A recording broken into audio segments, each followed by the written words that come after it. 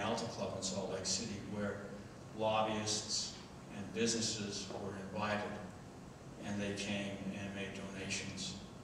I don't know if these were treated as campaign contributions or as gifts, but in any case, they paid his legal bill for him. That strikes me as an unseemly sort of influence, an additional burden of influence that corrupts the process. And we don't want to see that happen. We want to see the process stay as pure and uncorrupted from special interests as possible. And then this reform will, we think, enhance that as well. And I think your time may be up here.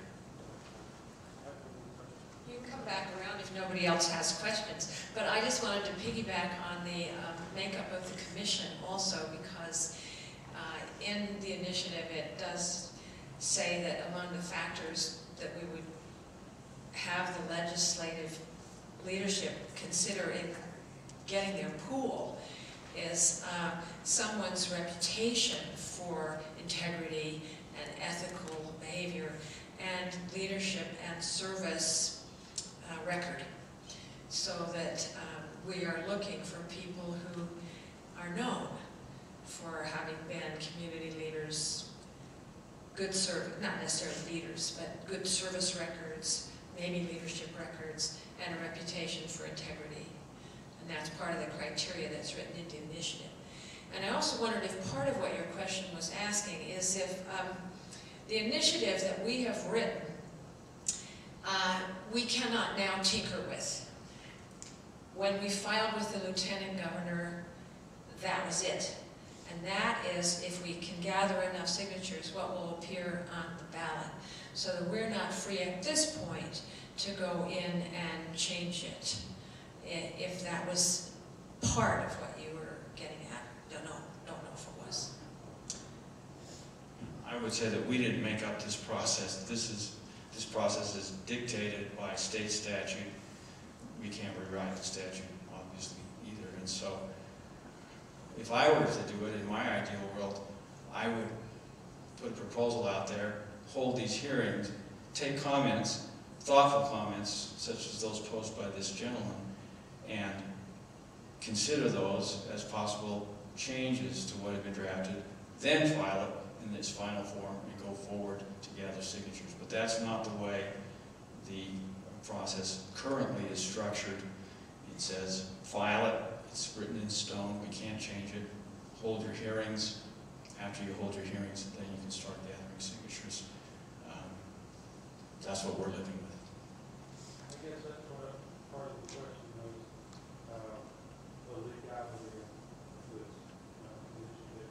I mean, as far as following guidelines that are already established. Yeah, the question from the audience was whether our initiative follows properly currently existing legal standards, and my answer to that question would be we have had a team of lawyers on our drafting committee who have fine minds, and they put those minds together to make it as legal and legitimate as possible. We didn't rely on ourselves alone.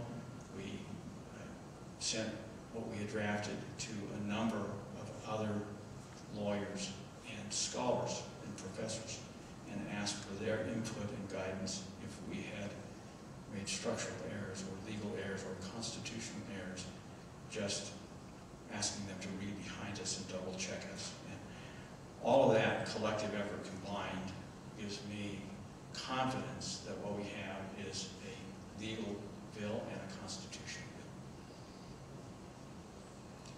bill. Well, any other questions? Anybody? Would you come up, Dave? He has another follow-up. We need to have somebody else. And then we'll let you speak again.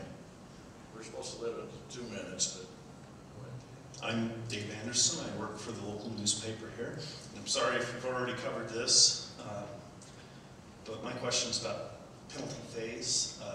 After there's been a complaint, they've got to the point where they say, okay, this is a legitimate complaint. We're going to hear it. What happens at the point that they decide, okay, this is a legitimate complaint, it's granted, it's founded, what happens to the legislature? What tools do you have to, I guess, what punitive things do you have? I mean, what can you do to them? I'll take a shot at answering that question. Once the complaint goes through this preliminary confidential screening process and the independent tribunal, the commission, determines that it has sufficient merit to be heard formally, then a formal charge is filed. And you go through a formal adversary process, which is an evidentiary process. And the commission sits impartially and independently to hear all the evidence presented by the complainants. And the commission staff advises the commission. It also is impartial and disinterested in its position. Only the complainants and the accused legislator are in an adversary posture, and they have full opportunity to present their respective cases just like a trial, administrative hearing of any kind. At the conclusion of that, the commission meets and deliberates and makes its findings and conclusions and recommendations. We have placed no limits on what can be recommended.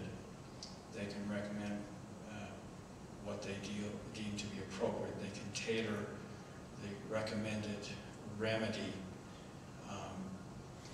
to what they consider to be, so it's commensurate with the offense. If they find that there has been an offense committed, there are many cases, undoubtedly, if we don't know how many will be brought, so I shouldn't say many cases. Some cases, undoubtedly, the legislator will be exonerated.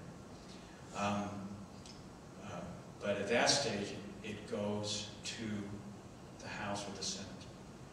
And there is only one provision that speaks to remedy, and that is in the state constitution itself. It's Article 6, Section 10. And it leaves it open-ended as to what the legislature can do by way of remedy. You see, notice I'm using the word remedy rather than your word penalty, because penalty sounds a little like a criminal sanction, and I want to really underscore for the benefit of the public that we're not criminalizing anything here. This is an ethics process, it's a civil process, it's not a criminal process. There can be a criminal process,